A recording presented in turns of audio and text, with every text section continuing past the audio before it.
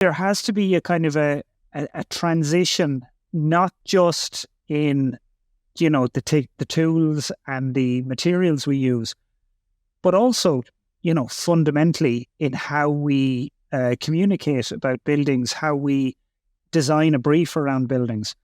And, we have seen that carbon is a good starting point because it's quantifiable. But you have other KPIs for ESG and sustainability and just meeting your climate neutral goals that are more difficult to define, and they're quite subjective. So when we talk about climate mitigation, what that generally means is we're trying to make sure that we reduce the impact that we're having as designers and developers on the environment. And how we're doing that is to reduce our carbon footprint and transition towards a low carbon economy. So that means getting off fossil fuels, electrifying our heating systems, using renewables, using smart grids. But the other side of the coin is, and this is often called double materiality. So we look at, okay, first of all, there's the impact we have on the environment, but also what's the impact that the environment is going to have on us? So one of them is looking out the front window of the car and saying, well, where am I going? But the other thing is looking out the back window and seeing a tornado catching up on you. It's what is the climate doing on us?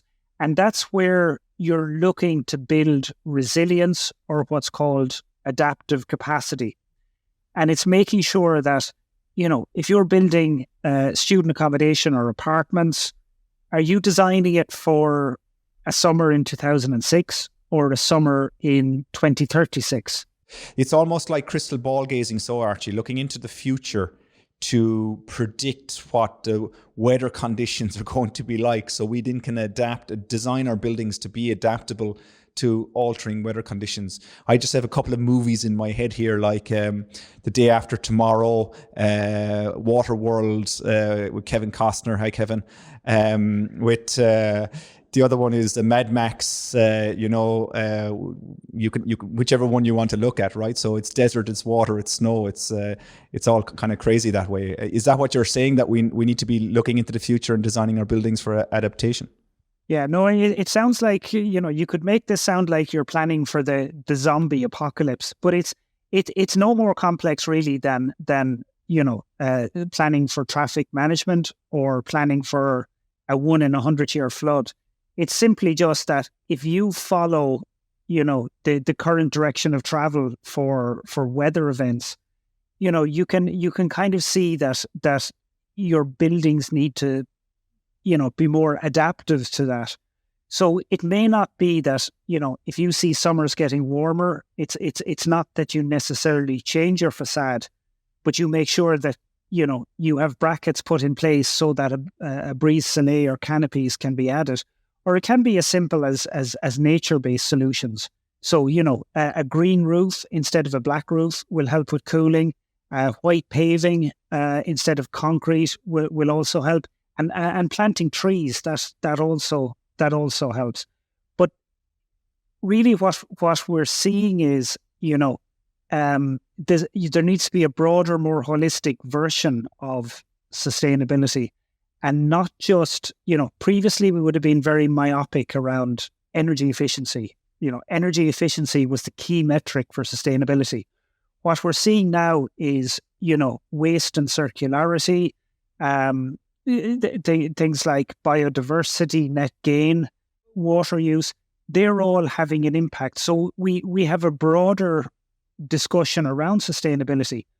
But what we are finding is that at the nexus of all those themes around sustainability, carbon is that core metric. And if you get that one right, it's the others fall into place. For now, yeah. So it gets back to value, that we might say today that, let's look at it like 3 years ago, we were talking about NZEB and nearly zero energy buildings. We were talking about renewables. Then the conversation changed to be about embodied energy. Last year it was circular economy. Next year it's going to be around adaptation. So the I suppose different themes come into focus as we mature in terms of our understanding of climate impact.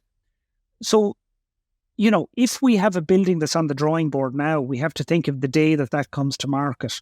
And I suppose previously the model was, particularly in Ireland, that, you fund it, you design it, you build it, and then you bugger off. Whereas the current scenario, particularly for housing, is that, you build it, you operate it, you manage it, you hold it for 15 years before you sell it on to an investment fund.